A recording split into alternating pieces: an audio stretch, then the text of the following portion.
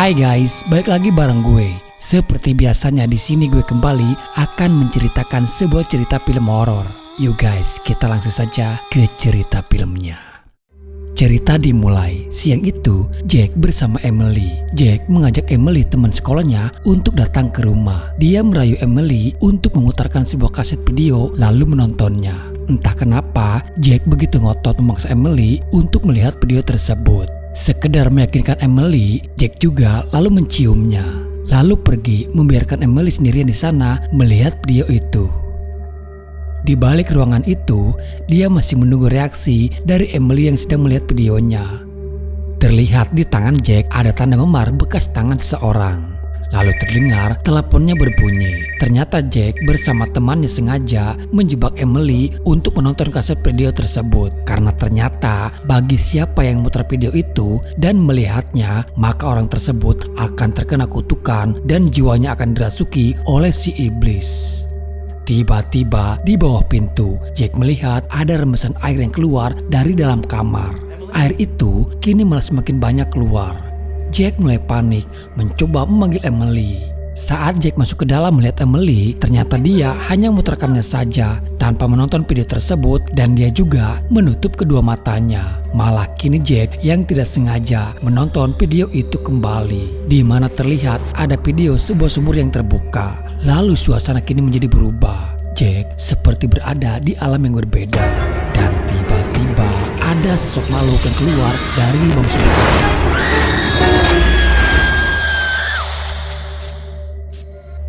Beberapa hari kemudian, mereka, Rachel dan anaknya Aidan yang baru pindah ke rumah baru. Mereka hanya tinggal berdua saja di rumah itu. Aidan adalah anak pintar yang suka dengan fotografi. Bukan sekedar hobi, tapi Aidan juga terbilang mahir, layaknya seperti fotografer profesional.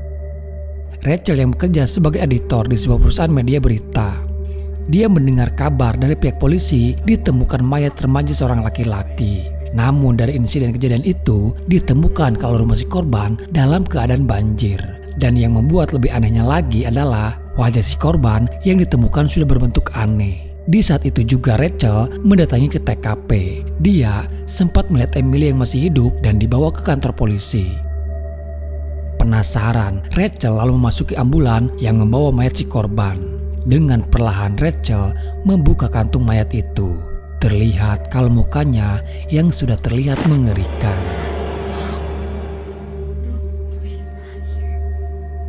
Rachel yang akan menutupnya kembali, namun tiba-tiba ada sosok makhluk yang memegang tangannya. Lalu makhluk itu berkata, "Aku sudah menemukanmu."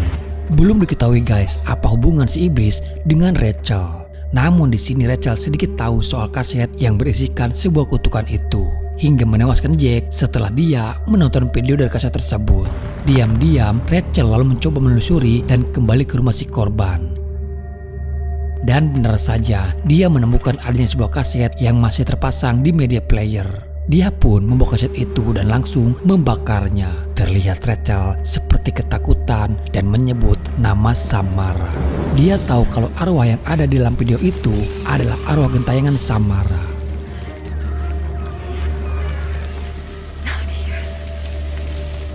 Di rumah, Aidan terbangun dari tidurnya karena mendengar ada kegaduhan. Dia kira itu Rachel yang datang, namun di sana tidak ada siapa-siapa dan hanya terlihat TV-nya saja yang sudah menyala. Anehnya TV tersebut tidak bisa dimatikan dan saat dia akan mematikannya langsung, tiba-tiba siaran TV-nya berubah menjadi video yang sebelumnya terjadi kepada Jack terdahulu. Air yang tiba-tiba keluar dari setiap penjuru ruangan. Sementara terlihat dari video itu keluar sesosok wanita yang mendekati Aidan. Lalu itu mencekik Aidan dan mencoba menarik Aidan masuk.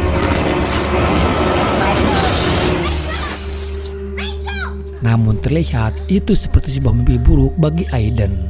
Aidan tak sadar kalau makhluk air itu kini sedang mengincarnya. Rachel menanyakan mimpi buruk seperti apa yang dialami oleh Aidan. Karena walau bagaimanapun Rachel masih cemas dan takut.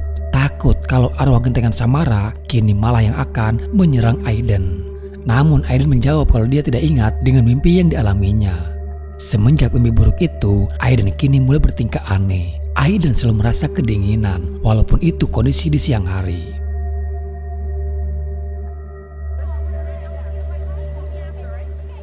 Di kamar mandi Aiden yang diperlihatkan adanya sesosok arwah Samara di sana. Tak lama kemudian Rachel datang karena dari tadi dia yang mencarinya.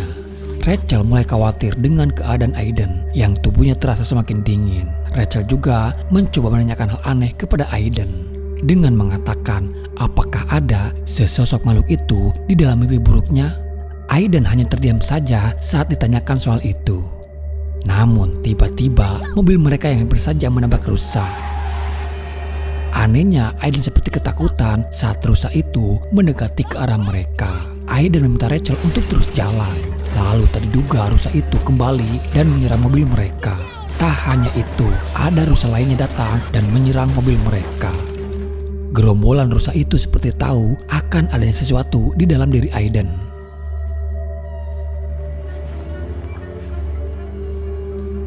Di malam hari, rumah mereka yang tiba-tiba saja mati lampu. Dia memanggil Aiden tapi tak ada jawaban. Dan saat dia naik ke kamar Aiden, betapa terkagetnya dia melihat arwah Samara sedang berdiri dan mencakar-cakar dinding tembok. Namun anehnya tiba-tiba saja Aiden sudah berdiri tepat di mana arwah itu berada. Seketika tembok kamar itu berubah yang perlahan dipenuhi dengan air. Aiden juga mengatakan kalau dia melihat arwah Samara yang ada di dalam kepalanya. Dengan apa yang terjadi di rumah mereka, di malam itu juga Rachel membawa Aiden ke kantor tempat dia bekerja. Di sini Rachel menceritakan semuanya kepada Aiden soal dia yang menemukan sebuah kaset rekaman lalu membakarnya. Dengan membakar kaset tersebut bermaksud agar arwah gentayangan yang ada di dalam kaset itu hilang. Namun di sini Rachel sendiri merasa terheran kenapa arwah gentayangan Samara justru ingin menyakiti Aiden. Rachel mencoba mencari tahu dari apa yang dirasakan oleh Aiden saat ini. Namun saat itu Aiden menoleh ke arah lain dan mengatakan kalau arwah Samara sedang mendengarkan pembicaraan mereka. Aiden bisa tahu keberadaan arwahnya Samara dekat dengan mereka. Aiden mengatakan kalau Samara bisa mendengar pembicaraan mereka berdua, kecuali di saat mereka sedang tertidur. Tak lama kemudian, Max, teman sekantornya, datang. Rachel meminta bantuan dia untuk tinggal sementara waktu di rumah Max. Tapi dimanapun mereka berada, arwah Samara terus saja mengikutinya. Tiba-tiba kamar di tempat Aiden tidur kini malah terkunci dengan sendirinya. Tak lama ada air yang mulai keluar dari dalam kamar.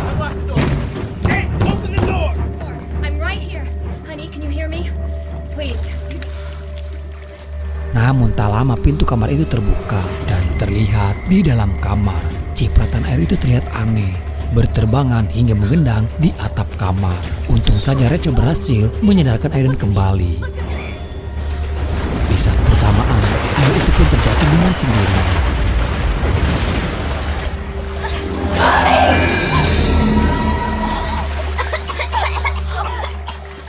Singkatnya, Max lalu membawa Aiden ke rumah sakit. Di saat Aiden sedang tertidur, Rachel mencoba berkomunikasi dengan Aiden. Apa yang harus Rachel lakukan agar Aiden terhindar dari arwah Samara. Namun tak diduga Aiden yang masih dalam keadaan tertidur, tiba-tiba tangannya megang erat Rachel. Aiden seperti mencoba memberitahukan kepada Rachel dengan dia diperlihatkan ada sebuah kolam dan juga simbol, lalu ada buku. Dan semuanya itu seperti sebuah petunjuk bagi Rachel.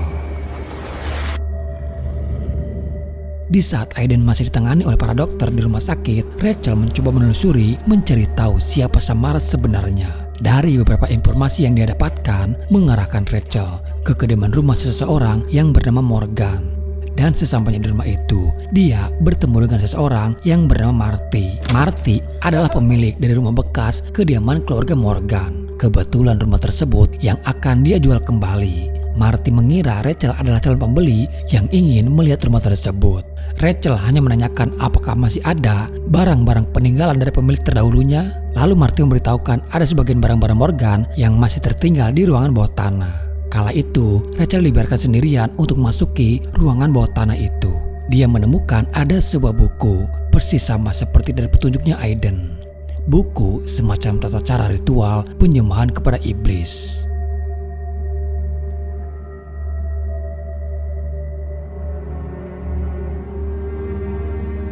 Di lain sisi, Aiden sudah terbangun dari tidurnya. Tapi kini arwah Samara sudah menguasai tubuh Aiden.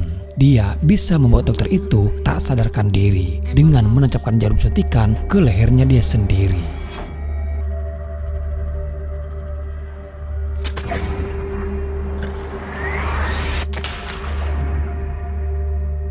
Setelah Rachel menemukan buku tersebut, dia lalu datang ke dinas sosial. Di sini Rachel menemukan informasi soal ibu kandung dari Samara yang ternyata bernama Evelyn. Menurut pihak dinas sosial, kehamilan Evelyn masih menjadi misteri tanpa ada yang tahu siapa yang sudah menghamili Evelyn. Bahkan Evelyn sendiri tidak tahu dan tidak sadar kalau dirinya sudah dalam keadaan hamil. Saat dalam kehamilannya pun Evelyn selalu mengalami gangguan supranatural yang terkadang membuat dia terlihat aneh. Dan setelah Evelyn melahirkan, anak bayinya terlihat aneh. Bahkan anak bayi itu tak pernah sekalipun menangis. Kecuali di saat Evelyn mencoba akan memandikannya. Bayi itu akan menangis histeris seakan-akan bayi itu takut kepada air. Dari cerita para suster, ternyata pada malam itu Evelyn memang sengaja yang akan melenyapkan si bayi. Tapi untung saja tindakan tersebut diketahui oleh para suster. Dan semenjak saat itu, Evelyn dipisahkan dengan anaknya hingga anak itu tumbuh dewasa dan diadopsi.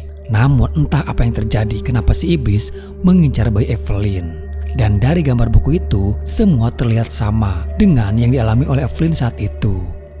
Rachel lalu menemui Evelyn untuk mencari jawaban atas alasan kenapa dia melakukan hal tersebut kepada anaknya. Evelyn kini berada di rumah sakit jiwa. Rachel hanya ingin tahu bagaimana caranya agar arwahnya Samara tidak lagi mengganggu putranya.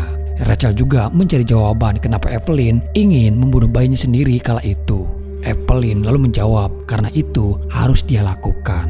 Evelyn berkata, Rachel juga harus melakukan hal yang sama jika ingin putranya selamat. Karena dengan menenggelamkan Aiden itu akan mengembalikan iblis Samara yang kini berada di dalam tubuhnya Aiden. Harusnya pada saat itu, iblis Samara sudah kembali ke tempat asalnya. Namun Evelyn gagal karena dihadang oleh para suster. Hingga akhirnya iblis itu menguasai tubuh anaknya dan masih bergentayangan sampai dengan sekarang. Evelyn hanya bisa berpesan untuk Rachel mendengarkan apa yang dikatakan oleh Aiden. Karena hanya itu petunjuk yang bisa Rachel lakukan untuk menyelamatkan Aiden. Rachel kembali ke rumah, namun dia dikagetkan Aiden yang kini sudah ada di sana. Dan saat itu, Aiden memanggil dirinya dengan sebutan ibu. Panggilan yang tak pernah diucapkan oleh Aiden. Biasanya Aiden memanggil dirinya dengan sebutan Rachel. Di sini Rachel sadar kalau itu bukanlah Aiden lagi. Rachel masih berpura-pura sambil mencari cara agar iblis itu keluar. Dan di dalam mobil itu Rachel menemukan mayatnya Max yang tewas dengan wajah yang aneh. Di malam itu, Rachel bermimpi bertemu dengan Aiden. Hanya di dalam mimpi, mereka bisa berkomunikasi tanpa diketahui oleh Samara. Aiden meminta Rachel membawa dia ke tempat yang dibenci oleh Samara, yaitu bak yang berisikan air. Dan Rachel harus menenggelamkan Aiden di sana. Itu satu-satunya cara agar Samara bisa keluar di dalam tubuh Aiden. Tak lama Rachel terbangun dari mimpinya. Rachel harus mencari cara agar Aiden tertidur. Dengan Aiden tertidur, itu akan memudahkan dia membawanya ke kamar mandi. Rachel mencoba memujuk agar Aiden tertidur. Tapi saat itu Aiden berkata kalau dia tidak ngantuk sama sekali dan dia tidak pernah tidur. Tak habis akal Rachel membuatkan makanan. Lalu makanan tersebut dia taburi serbuk obat tidur. Beberapa saat kemudian, itu berhasil membuat Aiden pun tertidur. Rachel mengikuti setiap petunjuk dari Aiden. Dia yang akan menenggelamkan Aiden di kamar mandi. Sulit bagi Rachel melakukan itu karena akibatnya bisa saja Aiden malah tewas karena kehabisan oksigen. Namun tak ada pilihan lain bagi Rachel. Dia harus melakukannya. Aiden sempat terbangun dan mohon kepada Rachel untuk tidak melakukan itu. Namun Rachel tahu kalau yang berbicara sudah bukan Aiden lagi. Kemudian, iblis itu pun akhirnya keluar dari tubuhnya Aiden. Dengan menenggelamkan Aiden, itu akan mengembalikan arwah Samara ke tempat asalnya, yaitu ke sebuah sumur tua. Beberapa saat kemudian, untung saja Aiden masih bisa terselamatkan. Dia yang kini tersadar kembali. Tapi tak lama dari video itu, terlihat si iblis Samara mencoba untuk keluar dari lubang sumur. dan kembali yang akan menyerang Aiden. Namun Rachel di sini mencoba yang akan menghentikan si iblis Samara. Rachel tersadar satu hal, kalau Samara sebenarnya hanya butuh figur sesosok ibu. Itulah alasan dia ingin tinggal di tubuhnya Aiden, agar Samara mendapatkan perhatian dan kasih sayang dari seorang ibu. Tapi cintanya Rachel kepada Aiden tidak membuat Rachel gentar sedikit pun untuk melawan balik Samara. Rachel menyerahkan jiwanya untuk diambil oleh Samara. Dan kini Rachel berada di alam si iblis, di dalam sumur di mana itu adalah tempat Samara tinggal. Dari dalam dia melihat keluar dengan ada penutup dari lubang sumur.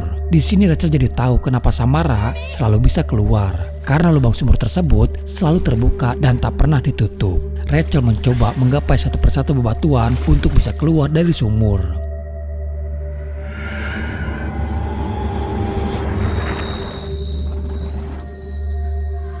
Tak lama kemudian Samara muncul ke permukaan dan tidak membiarkan Rachel pergi.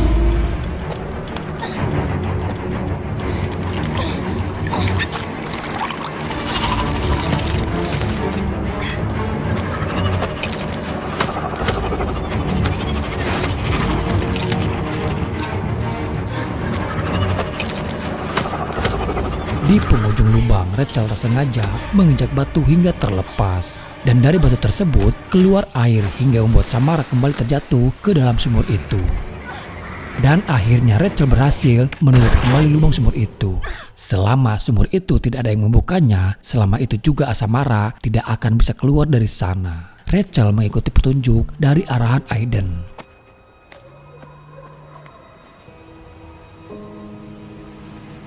Setelah melewati berbagai perjuangan, Rachel tersadar kembali dan mereka bisa selamat dari iblis Samara. Rachel hanya meminta satu hal kepada Aiden, untuk dia terus memanggil nama Rachel. Karena itu yang membedakan panggilan Aiden yang asli atau panggilan dari iblis yang menyerupai Aiden. Dan akhirnya di sini film pun selesai. Oke guys, jadi itulah alur cerita filmnya. Di sini gue hanya menggarisbawahi pentingnya keberadaan sosok ibu ya guys. Ibu adalah perisai utama untuk melindungi anaknya dari mara bahaya. Walaupun dia hanya seorang perempuan, tapi doa seorang ibu mampu menggetarkan langit. Dalam ajaran agama pun, ibu sangat dimuliakan. Bahkan diberi penghargaan 3 kali dibandingkan dengan ayah. Ibumu, ibumu, ibumu, lalu ayahmu. Oleh karena itu, you guys, bagi yang masih punya ibu, ini kesempatan kita untuk membahagiakan ibu tercinta.